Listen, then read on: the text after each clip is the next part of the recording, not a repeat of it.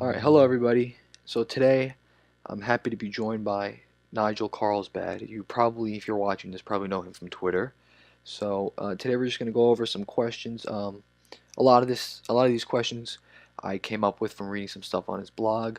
Some of them were given to me by a friend who's also interested in his work. So first of all, thank you for being here. You're welcome. And Glad to be here. yeah, so I guess we'll just get right into it. So my first question for you, I was reading your article or your blog post, hyphenated Americanism and the sense of place. And you made a point. There seems to be, over time, this loss of particular European ethnic identity as people become more Americanized. This is something that a lot of nationalists often bring up. And I'm curious if you see this as something in the context of America as reversible or even worth fixing, or like, I'm just curious what your view on that would be. Yeah, I mean, I wrote that almost 4 years ago, back when the alt-right still sort of mattered. Uh, of course, you have the post itself basically quotes from a 19th century travelogue of Count Joseph Alexander von Hübner, who was an Austrian ambassador to the Holy See. So, like, it's the perspective of Austrian nobility, writing his impressions on America, pretty similar to the kind of typical travelogue literature of more well-known people like, of course, Tocqueville or Michel Chevalier.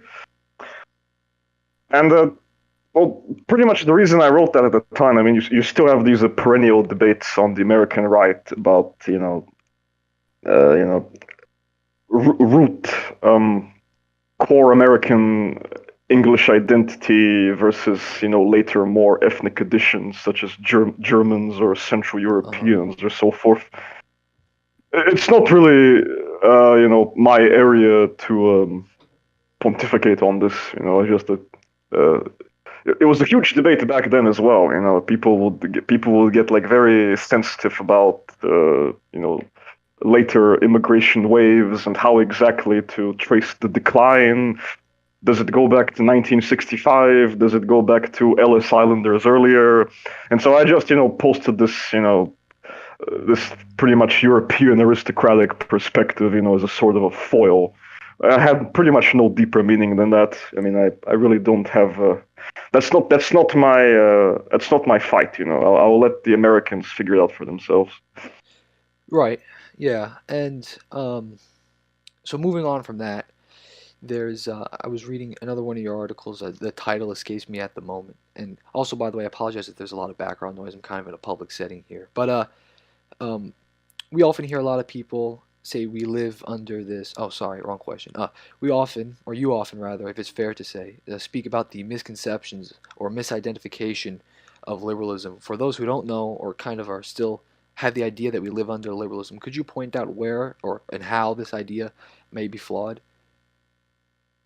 Well, this comes into some pretty basic questions, really, about how you approach intellectual history as a whole. Because most of our uh, understandings and constructions of what liberalism are these anachronistic 20th century constructs of political science. There's a great book by John G. Gunno called Imagining the American Polity, Political Science and the Discourse of Democracy. And it's all about, like, liberalism in the American political lexicon was virtually absent throughout the entire 19th century. America always had a very unique political lexicon in general. Like, it was always much more like party oriented.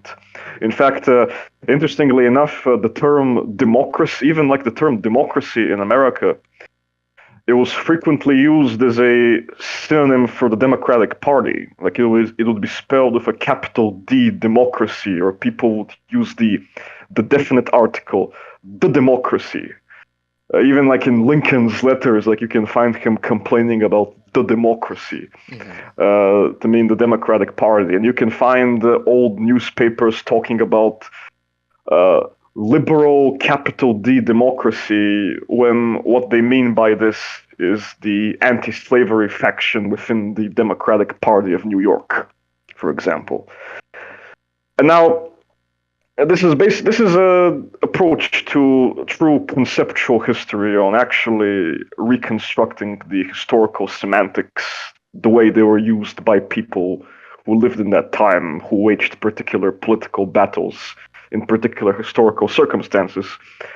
The typical way you do it is, of course, you have these completely ahistorical, intellectualistic constructions, and then you anachronistically backdate them to the past. Like much of what we call the liberal tradition, or even that like John Locke is the founder of liberalism, Right. are 20th century claims that were specifically designed to legitimize the post-war order. You know, they're effectively the mythos. They're the official history, the annals of the you know the global order that emerged after Second World War. And yeah, I mean, this is really the fundamental disagreement. Like, I prefer to do a source-based analysis, like actually look at the language of the sources, or in German, what they call the Quellensprache. Right. And liberalism, because there's another ambiguity with discussing liberalism, because especially the way contemporaries discussed it, it's not necessarily an ideology. Like liberalism and liberals often referred to specific political parties that adopted the banner of liberalism. But of course, their programs and their intentions could widely vary throughout the 19th century. It's an interesting example. There's a book called In Search of European Liberalisms that came out a few years ago, which does a very like in-depth conceptual history of the term liberalism as it's used in the 19th century. Portugal is a very fascinating case where every single political side in Portugal, from the most conservative Catholic clerical elements, with the exception of outright Miguelists, to like progressive Democrats, all were founded on the banner of liberalism, because they all emerged from, they all traced their lineage to the same events in the 1830s, you know, in the struggles of the constitutionalists against the Miguelists, you know, the ones who wanted to preserve, you know, traditional Portuguese monarchy. And so liberalism was the legacy for all sides, left and right. Like I said, you know, were against separation of church and state or whatever, who are more like conservative Catholic oriented. So these things exist quite contingently. They're not at all perennial things. You know, the way that people just try to fabricate these post facto constructs and apply them to the past is false. And obviously, the conditions that we live in today are radically different from those of 19th century bourgeois liberalism. But Right. we'll get to these in later questions. But Yeah, so that actually, following on right from that, this is a perfect segue. Now, we often hear a lot of people say we no longer live under liberalism, when usually they're referring to like some notion of classical liberalism. But now we live under this quote unquote neoliberalism. Now, this view is very popular among people of the dissident right and such. Now, if I'm not mistaken, and please correct me if I'm wrong here, you're critical of this idea, right? And is it if that is the case, what system would you say we are currently living under, if we can properly define it? yes, I am strongly critical of this term. Well, the term I use, it's the one I took from the Greek philosopher Panayotis Kondylis, is a mass democracy. Hmm. It's also the one that Paul Gottfried uses, which is he borrowed it from him as a matter of fact. It's to me, it's pretty much the easiest pithy way. You know, I mean, you could say, you know, the cathedral, but you know that requires you to be a computer geek who gets the reference to Eric Raymond's essay, or Zog is too polemical. Right. So you know, mass democracy is fine. It's not important so much what you call it, as long as you're capable of looking past the name and actually getting to what it actually signifies. Right. But unfortunately, most people can't. And so if they call something liberalism, they immediately start conjuring up these specters of, you know, Puritans and Roundheads and John Stuart Mill and Thomas Hobbes, which simply aren't relevant. So that's really the problem. Like it doesn't so much matter what you call it, but certain names do like influence the way you conceptualize things. Like Right. most people, they do get bogged down in it. Neoliberalism. This term is very recent. You can find it. There's like very isolated examples. Like for example, the term neoliberalismo is used in 1906 in a Portuguese pamphlet to describe a completely unrelated. Just it's a pure like party debate. Then in the 20s, it's used by a Romanian philosopher.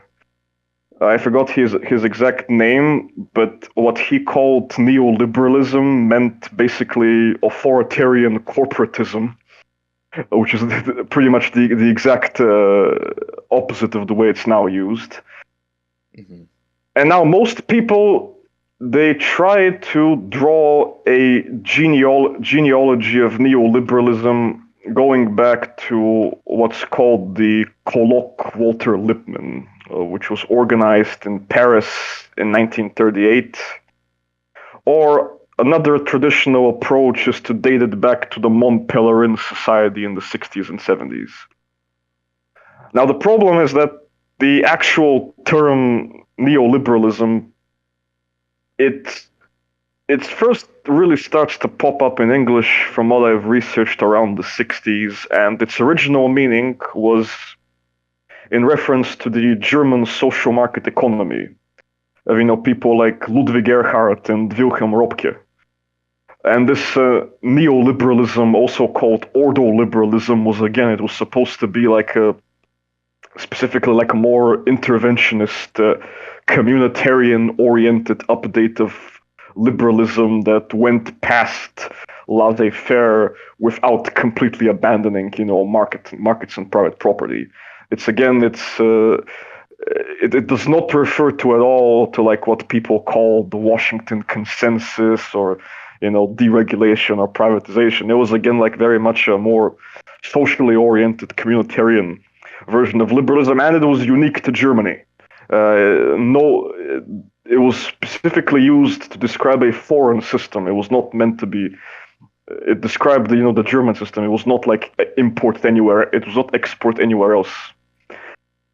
And then, really slow. Then in the 70s comes another interesting usage of neoliberalism in the American context. And it was used to describe a group of Democratic congressmen like Paul Tsongas and Gary Hart, who were also known as the Atari Democrats.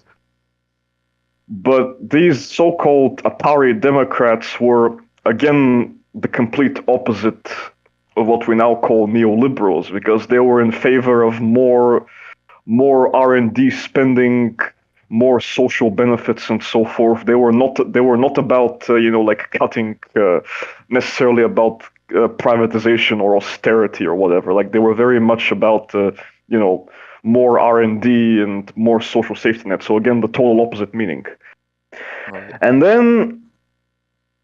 then slowly but surely, really only in the 90s, because of, I think Noam Chomsky wrote a book called Neoliberalism, People Over Profits in the late 90s. And then David Harvey, another Marxist philosopher, writes a brief history of neoliberalism, I think around 2003 or 2004. And really, it's only in the past 15 to 20 years that you have this like absolutely massive industry of academics churning out books on neoliberalism. And they always define it in like the most radically incongruous ways. Like I've read books where immigration control is called neoliberal. Yeah, and even David Harvey, if you read his book, and I mentioned this in my essay on why post-liberalism failed, he says that Paul Krugman, George Soros, and Jeffrey Sachs were moving past neoliberalism. They were and in favor of more Keynesian approaches to global governance. And for Harvey, this is the opposite of neoliberalism. So it's a completely made up leftoid academic term. It's supposed to be an alibi. It's basically the whole point of invoking neoliberalism is that you want to blame all of the failures on civil rights, on, Milton Friedman and Ronald Reagan and Margaret Thatcher. And I Right. mean, especially with Margaret Thatcher, I mean, let me remind you that Margaret Thatcher, it was under her term in 1988 that you had what was passed called Section 28, which was an amendment in the Local Government Act, which prohibited pro-gay propaganda. It was an act which said that local authorities shall not intentionally promote homosexuality or publish material with the intention of promoting homosexuality. This was under Thatcher. Thatcher made speeches where she said that she was complaining about laborites who were saying that she was saying that children need to be taught to respect traditional moral values, but instead they're being taught that there's an inalienable right to be gay. She also even spoke against racial diversity in the late 70s. I mean, the people who were really pushing diversity were, the Labour Party. They had the so-called race action groups and the black sections. That was all labor activism. Right. I mean, of course, you can argue that Thatcher and Reagan were not effective. That's true, but to really blame them for atomizing society and bringing immigrants, that's simply not true. That's a yeah. People are basically adopting these leftoid alibis and misdirections, and they're getting fooled by them, which is very unfortunate. Yeah, I mean, if you want to have any political if you want to enact any political change, it's important to get your diagnosis correct of the issues. You can't, it's only going to harm you to have the wrong idea of how things are. So, moving on from there, and you just brought this up in your article, why post liberalism failed. You talk about negative rights, and for those who don't know, that's like freedom from, right? That's libertarianism is kind of associated with that often. Um, you talk about how it's always been connected, or in a sense united with positive rights, which is freedoms too. Now, could you tell us why this has been the case historically? Well, I can cite two examples directly. One is from the Allgemeines Landrecht für die preußischen Staaten. This is the famous Prussian Civil Code of 1794, which was widely regarded as the epitome, the pinnacle of enlightened absolutism. And so it says, in their capacity as police authorities of the land, the governments are charged with the care and well-being of our loyal subjects, in positive as well as negative aspects. They are hereby permitted and bound not only to prevent and as such remove all that can bring danger or disadvantage to the state and its citizens, consequently the concern of the necessary institutions for the maintenance of public peace, security, and order, but also to ensure that the common good is promoted and improved, and that each citizen of the state has the opportunity to increase his capabilities and powers from both moral and physical points of view, and to do this in the most advantageous fashion within the boundaries of the law. Governments therefore have supervisory powers in matter of public improvement, education, and culture. Hmm. And there's another example, this time from America. This is a famous case of the Massachusetts Supreme Court in 1851, called the Commonwealth versus Alger, which is one of the standard definitions of police power in American constitutional law. And so the judge's decision says that we think it is a settled principle growing out of the nature of well-ordered civil society that every holder of property, however absolute and unqualified may be his title, holds it under the implied liability that his use of it may be so regulated that it shall not be injurious to the equal enjoyment of others, having an equal right to the enjoyment of their property, nor injurious to the rights of the community. All property in this commonwealth as well that in the interior as that bordering on tide waters, is derived directly or indirectly from the government and held subject to those general regulations which are necessary to the common good and general welfare. Rights of property, like all other social and conventional rights, are subject to such reasonable limitations in their enjoyment as shall prevent them from being injurious, and to such reasonable restraints and regulations established by law, as the legislature, under the governing and controlling power vested in them by the Constitution, may think necessary and expedient. End quote. And this is a very old legal maxim in the common law. It's that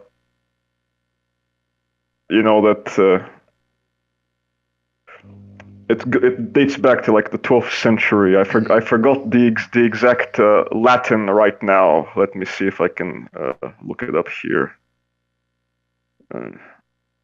Yeah, sicutere tuut alienum non ledus.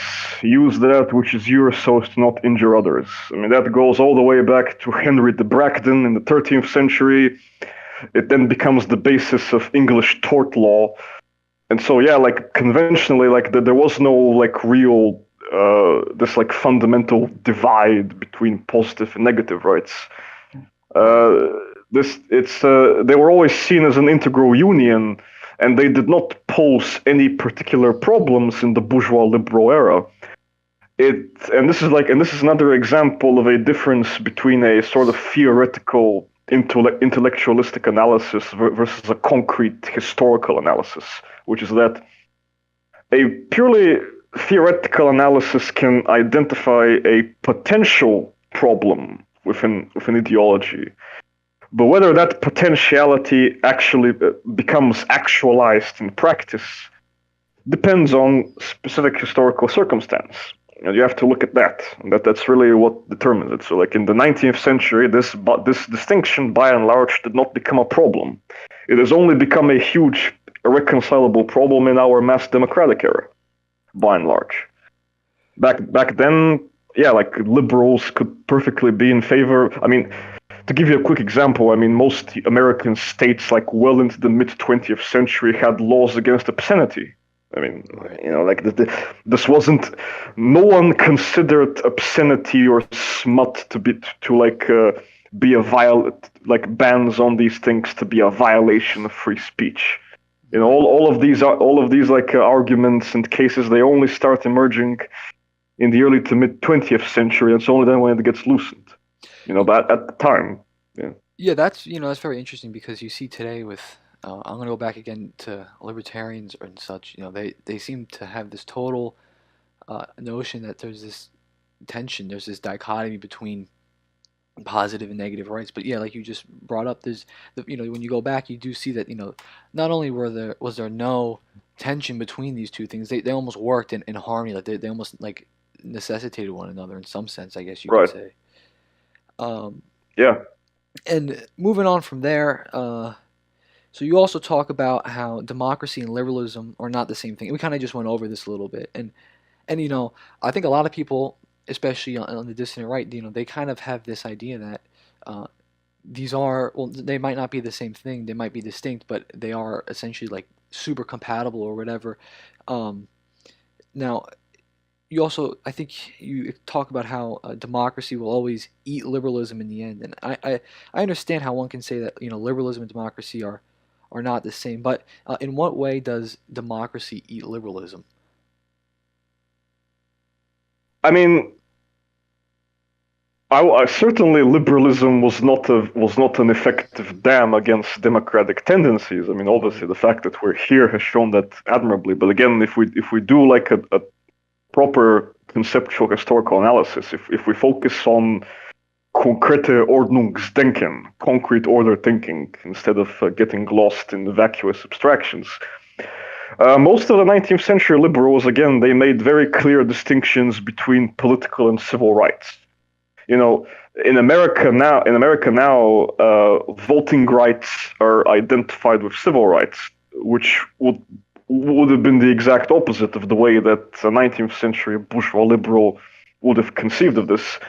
people like Benjamin Constant, Lord Acton, Albert Van Dicey, Thomas Macaulay, W.H. Lecky, Herbert Spencer, and even John Stuart Mill. Interestingly enough, like they all had, if not outright opposed, had major reservations about universal suffrage. And the ideological foundation for this, you can see this very clearly among the French doctrinaire liberals of the July monarchy, in someone like Francois Guizot, who, in his book on the history of the origins of representative government in Europe, he says that, again, in the aristocratic system, an individual is born to a position of sovereignty merely because he has been born into a privileged class. Mm-hmm. According to the democratic system, an individual is born to the position of sovereignty by the circumstance that he is born into humanity. The participation in sovereignty is in each case the result of a purely material fact, independent of the worth of him who possesses it, and of the judgment of those over whom it is to be exercised. The principle of the sovereignty of the people starts from the supposition that each man possesses as his birthright not merely an equal right of being governed, but an equal right of governing others. Like aristocratic governments, it connects the right to govern not with capacity, but with birth. Now, this is a very fascinating and, by modern standards, a very like almost strange and unusual argument. Like you would never hear anyone like say that, and like Guizot did, like he flat out said that democracy is just as bad as absolute monarchy because both are based on, like, in his perspective, not on merit or capacity, but on birthright. Like, right. Whether the absolute monarch, rules by his own indefeasible hereditary right, deriving, from some kind of dynastic inheritance, or whether the democratic citizen has the right to political power simply because he's born with, the rights of man. Like, they're both in a way they're both birthrights. Yeah, and they're both inimical to what a bourgeois liberal would have seen as a meritocracy. I mean, the term meritocracy is anachronistic by that standard at that time, but just as a comparison. Yeah, in Robert Michel's political parties, he talks about something very similar.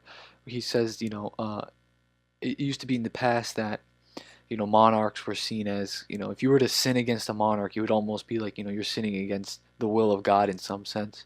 And that is, that's transitioned now to where if you sin against, the leader in power, or you sin against the masses, or, well, I guess if you sin against a leader who is elected by the masses, you're almost sinning against something that's seen as this kind of infallible and perfect entity. So yeah, I get what you're saying there.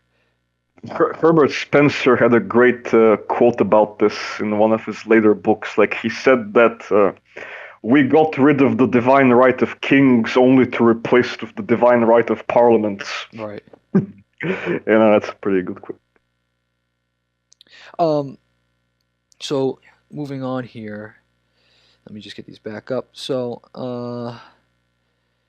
now, in regards to going back to the idea of democracy swallowing liberalism, does this have anything to do with the fact that, and now this actually, what I'm saying here might come from a false presupposition, or like once again another misunderstanding of liberalism. But I've seen some people say that liberalism and democracy are incompatible because liberalism kind of values the individual over the collective, and democracy it's the opposite. Would that also be some kind of reason why these things are not the same or are incompatible, or is that itself actually the notion of liberalism being this individualistic thing? Or is that itself also kind of a wrong idea?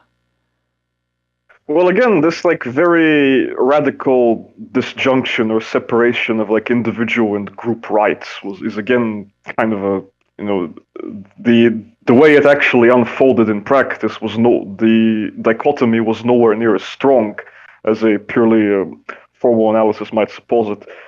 It's not so much about individual or group. Like the difference, the way contemporaries perceived it between a liberal representative government and a democracy, is that the risk of a majority being elected under popular mandate to start overriding constitutional provisions, checks and balances, the rule of law, basic norms under the supposition that they are governing by the will of the people. And interestingly enough, the most interesting example of what conservatives and liberals alike were afraid of democracy is that it would turn into Caesarism, and the prime example is of course Napoleon III, Right. because Napoleon III, he seized power he was like legitimized by universal suffrage. Like the Second French Empire had a system of universal suffrage with I think every 4 years they had elections to their legislative assembly.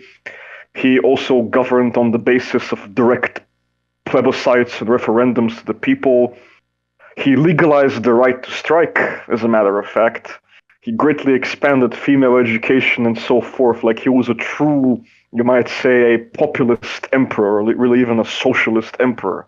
Like you have, Caesarism and democracy being unified in this very fascinating sense of, like you have an empire founded on universal suffrage and plebiscites, and that's really what liberals and conservatives alike were afraid of back then. And it's really funny, of course, because today most people would be begging for that to happen, with the circumstances that we're in. So that's a great change in values since then, because of the differing circumstances. Now, could you tell us what the causes of the, I guess we could say, a post-liberal transformation were? Oh, I mean, ultimately, it's the great deluge, the revolution of the 60s. I mean, you have, of course, civil rights, sexual revolution, mass immigration, the decline of civic association, all of the new social movements, and perhaps the best example really to illustrate this is the complete the massive conceptual changes that have happened in the past 50 years, not just with neologisms, but with massive redefinitions of existing terms. I mean, in the past 50 years, we now have words like racism, sexism, homophobia, decolonization, othering, us versus them. What's very fascinating, and I did some research on this, is that the whole phrase "us versus them" that every liberal brings up as being the distillation of bigotry and right-wing politics. Right. No one before the 1960s, there is not a single example of the phrase "us versus them" being used in the English language. It's incredible. One of my mutuals also tried to find something like newspapers and periodicals, nothing. Like the earliest reference is I think something like 63 or 65. Stakeholder, sex work, power structure, public awareness. That's another term, raising awareness. That term did not exist before the 60s. Commodification. Social responsibility, the way it crystallizes into corporate social responsibility and socially responsible investment. Populism, up until really the 70s and 80s, populism referred almost exclusively to the Southern populist movement of the 1890s, or occasionally to the Russian Narodniks. Mm-hmm. And especially in American media, it would typically be spelled with a capital P, like populism with a capital P. And even in I did some research in foreign newspaper archives in Dutch, French, Italian, German.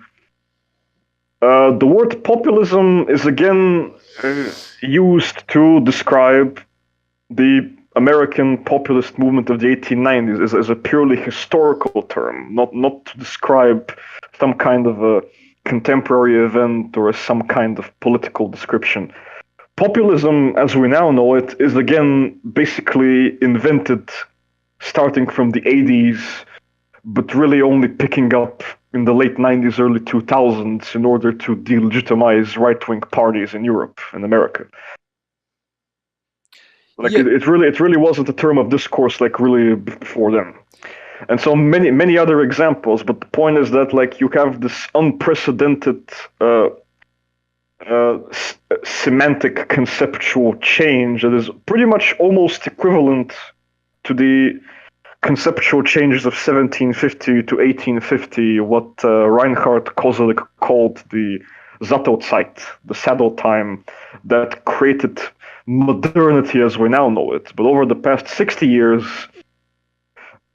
there has been another possibly even greater conceptual change that has basically in turn obsoleted the previous ones. Like we no longer live in modernity as such, we live in something else.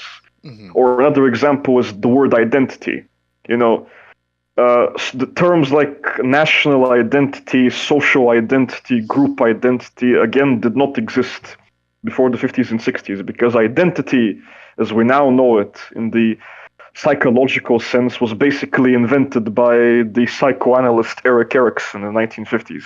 You know, before that, identity either meant sameness in the classical philosophical metaphysical meaning, or it meant identity as in like as in like an identity document, let's say. Right. But it's modern. So there's been such a fruition of new concepts and of redefinitions that we're pretty much, I would even argue very provocatively that the people in the Enlightenment were closer to the Middle Ages than we are to the Enlightenment spiritually. Like Right. the changes have been so drastic that what we're living in is something entirely different, and the liberal epoch of the 19th century is pretty much a purely it's purely of historical interest only. Like it has Right. almost no relevance to the present.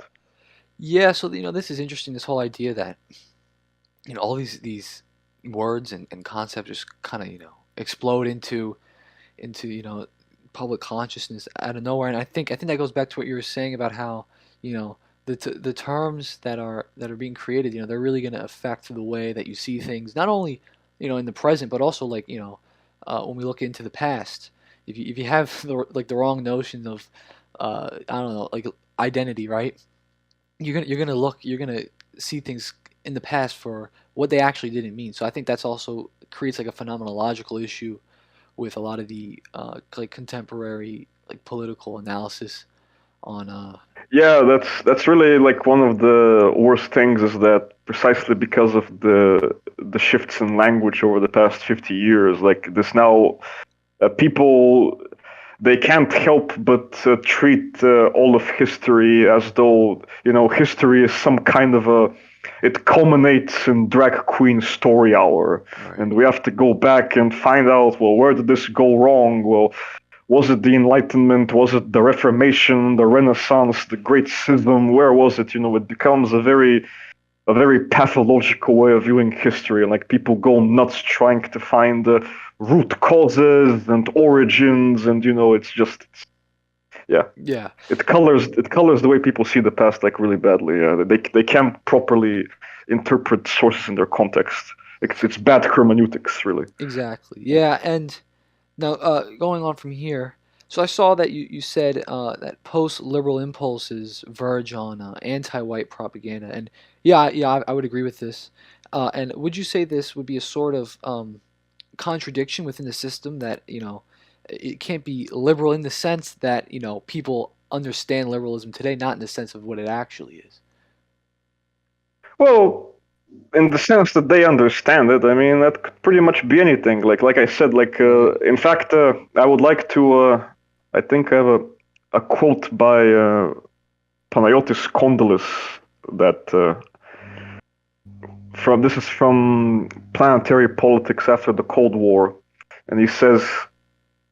The West only conquered the East when bourgeois class society gave way to mass democracy, making the communist critique of capitalism obsolete and unattractive. To put it as a paradox, the farewell to utopia in the East was made possible by the realization of utopia in the West. In fact, in Western mass democracy, for the first time in world history, the scarcity of goods was de facto overcome, and society was structured according to functional and performance criteria. Equality based on atomization was thus fundamentally realized, while at the same time the self-realization of the individual was declared the supreme purpose of the state. Gaps and dark sides of this picture are well known, but they do not change that this distorted, grotesque, burlesque, or whatever you like, realization of the utopia finally took the wind of the sails of the communist criticism of liberalism and capitalism. Modern mass democracy has thus rendered the concepts conservatism, liberalism, and socialism meaningless in one full swoop. Due to the extreme atomization of society and the unlimited mobility that it requires because of its functioning, it has the great collective subjects dissolved with which those terms were associated, as long as they had a concrete historical content and reference.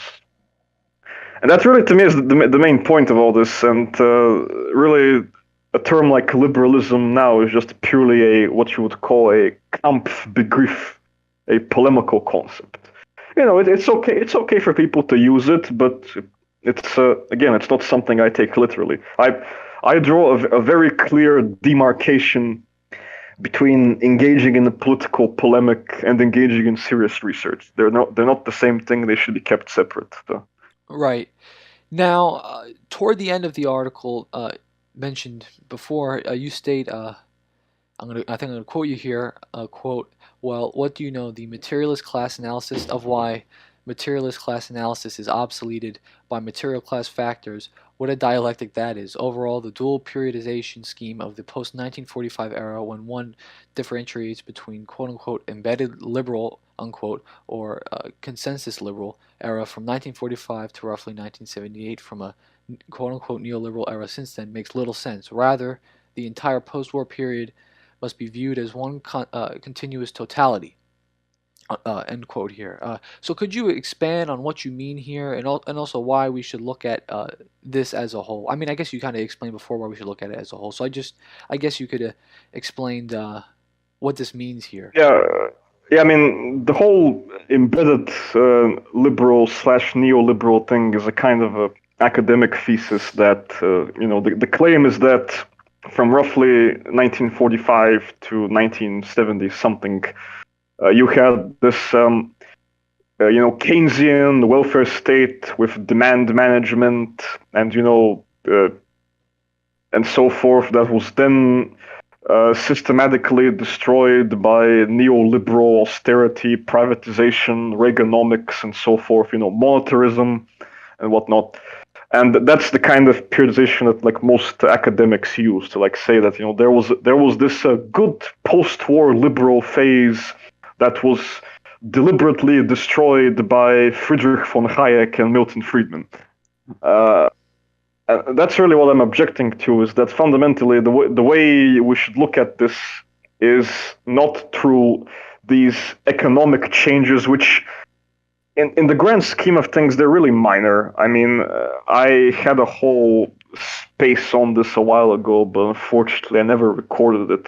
But I'll write more on this in the future, but economically, I mean, the entire ideal of free trade was already seen very clearly in like both the Marshall Plan and the GATT and so forth. Like you can read interviews by people who very much express a pro-market global trade vision.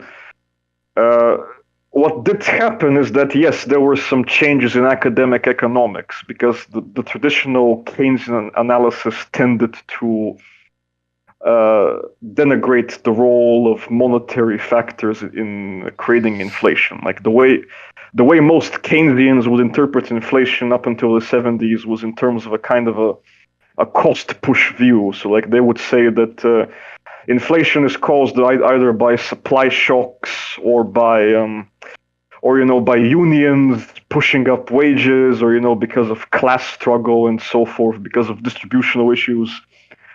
and the question of like money would be entirely avoided in this analysis. And so, Milton Friedman and many others, they started, doing empirical research and revising and so forth. And that's why, you get the shift from Keynesian to monetarism. Monetarism itself had basically died by the 90s anyway. We have to point that out too. Hmm. So these economic changes are like very minor compared to the big picture, which is civil rights and decolonization. That's really the proper way to really look at the significant changes of the post-war era. Like getting bogged down in these economic disputes are really, they're just very like peripheral issues, and like people get really tangled up, especially like today. Uh, people really get tangled up in all the Chinese developmental model versus the Washington consensus neoliberal model. Like, Right. compared to like the problems we're facing right now, these kinds of issues are really quite, again, peripheral. That's really my view. And like people who get far too obsessed with economics, they tend to go off the rails. I mean, I used to be obsessed with economics a lot, like years ago in my libertarian days. Like I'm saying this from personal experience. I'm not saying this just as an outsider. Like I'm saying this, because I went through that phase myself. I grew Hmm. out of it. So Yeah, and so finally, and this is a question from a friend, how did liberalism and Enlightenment thought affect conservative ideology? well, there's an interesting book on this I recommend by Carolina Armenteros called The French Idea of History, Joseph Dumest and His Heirs, 1794 to 1854, which is all about, the various Martinist, Masonic, and Enlightenment theological influences on the theodicy and history, the philosophy of history that Joseph Dumest expounded in his writings. It's also worth pointing out that that famous concept of the volonté générale, the general will, that Rousseau made political, was originally a theological concept that was used by all sorts of people like Pascal, Malebranche, and Jansenists to describe, God's decision to either to whether to for election and reprobation in his overarching economy of salvation. And later, this was like secularized into a political concept. But even like counter-revolutionaries like Louis du Bonald in his analytical essay on the natural laws of social order, he still uses that term like volonté générale, like general in a political sense. So like there is definitely quite a bit of interaction. I mean, like at the end of the day, the conservatives had to fight on a new terrain. I mean, ultimately, you have to adapt your strategies to the new circumstances. So, like, yeah, there was very much uh, an infusion of like new ideas, compromises, like reformulations, and so forth. Like, it's perfectly normal. And well, that pretty much concludes everything I have today. Thank you very much for coming here, and you're more than welcome to come back again if anything comes up. Is there anything else you want to say before we end it here? No, that was a pretty good discussion, and thank you for having me on. Thank you.